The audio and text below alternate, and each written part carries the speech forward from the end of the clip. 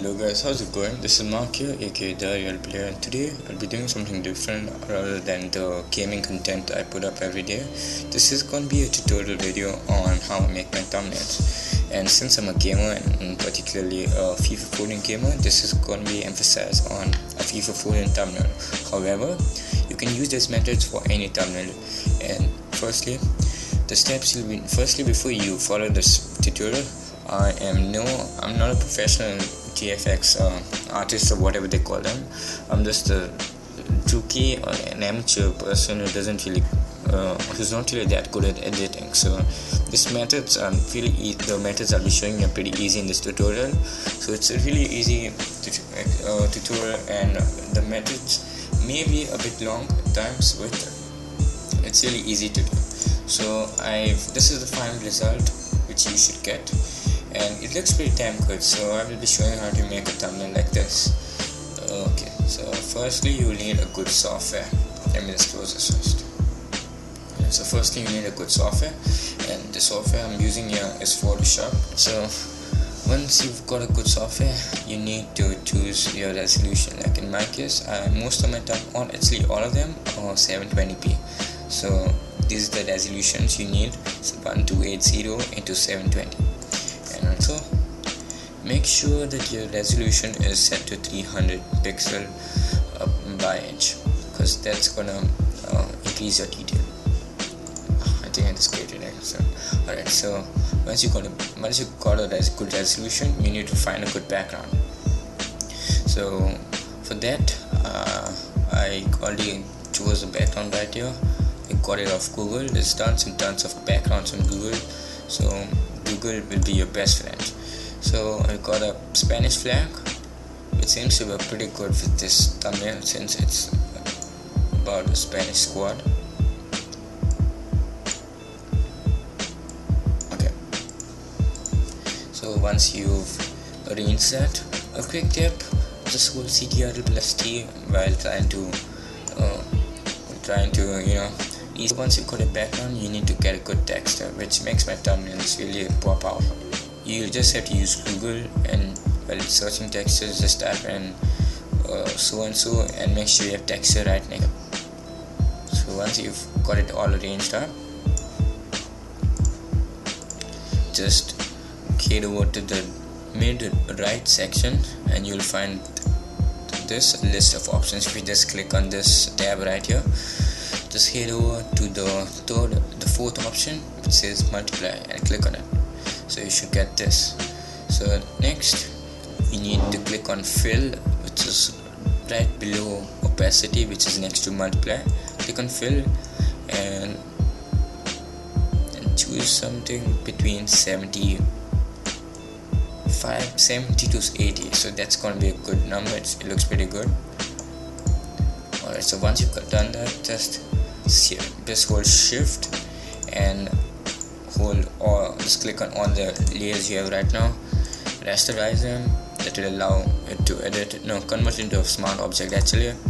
And so once you got that into one layer, hit save, and it should save to whatever file you wanted to save to. So next you need to click a folder, rename it to main, copy this and just drag it into main, and just rename it renders, since now the second step is going to be getting renders for your thumbnail. So I've got a bunch of renders here. I've already edited it and stuff, and yeah, so I've already edited it, and it's pretty complicated to create a render. So depending on the thumbnail you want, you could just find one instead of making one, but I've made mine in my case, so it looks pretty damn good. It's okay. So once you've got your render, a quick tip is, if you want the render to have this really cool shadow behind it, just double click on this white tile right here in the middle right corner side. Why do I keep saying corner? Anyways, and head over to the last option, which is drop shadow, and you get something like this. Actually, it looks pretty good. I think I'll leave it like that. So you click on drop shadow and make sure opacity is set to 75, distance 5, spread 0, and size 5. However, you can just try tweaking it should work pretty well, but I'm happy with these settings. So once you've drop shadowed your render, you need to filter the background. I missed that step, but you need to filter the background, and for that you'll need 2 plugins which are available in the Topaz Lab bundle, which you can buy online, and I really recommend buying the full bundle because it comes much cheaper, and you can it's really good. It really helps editing your stuff. So I've got these 2 plugins right here, and first you need to click on Topaz detail. Once you downloaded it, the links are in the description, so you can do that. So once you've got Topaz detail, just tweak it a little. Alright, so once you've got the detail settings all customized, just hit apply. But just copy these details, and the details are pretty good. However, you can still tweak it on your own if you're not happy with the details. Once you're happy with how the picture looks, just hit apply, and the image process right here, and next hit OK. Alright, so once we got that, just filter the file again. Make sure you click on this. I made 2 folders so you don't create this error of clicking this layer instead of that. So make sure you click that, and then head over to filter again, and this time you'll be using Topaz Clean. So what Topaz Clean does is it just cleans up your image and makes it look much more smoother than it used to, like over here. So once you're happy with that, just hit OK. And if you want to, you can just increase and decrease the opacity or / transparency of your renders by using this. So once you've got your renders and you've got your resolution, background and everything ready, you need font. So for that, I have a few links which will lead you to dafont.com. The T icon, which is available in the lower section of these bunch of icons on the left side, and you can just resize it. You've got your text, just double click on this little T icon right here. You could also make a folder which says font, just for your font files. Let me just delete this. Make sure you rasterize the layer before doing anything. So double click on this little tile here, and head over to drop shadow. No, first drop shadow, and that's oops, what did I just do?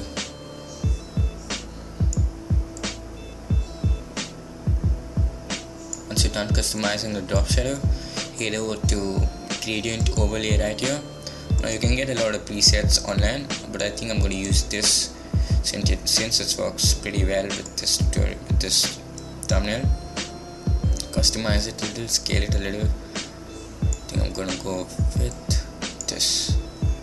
Alright, so hit OK. I finally gotta add my, what is this? My FIFA 14. Resize it again by hitting Ctrl+T. Always make sure you do the font at the end, so that's when the font will always overlap the other layers. Alright, so once you arrange everything, this should be, once you've got your thumbnail already using my methods, just hit file, hit save as, and make sure you click on format and you choose either PNG or JPEG. I prefer JPEG, but PNG is better for editing. But if you want to save it directly to your and use it as a thumbnail, just choose JPEG and rename to whatever you want and hit save. And so it's Spanish, yeah.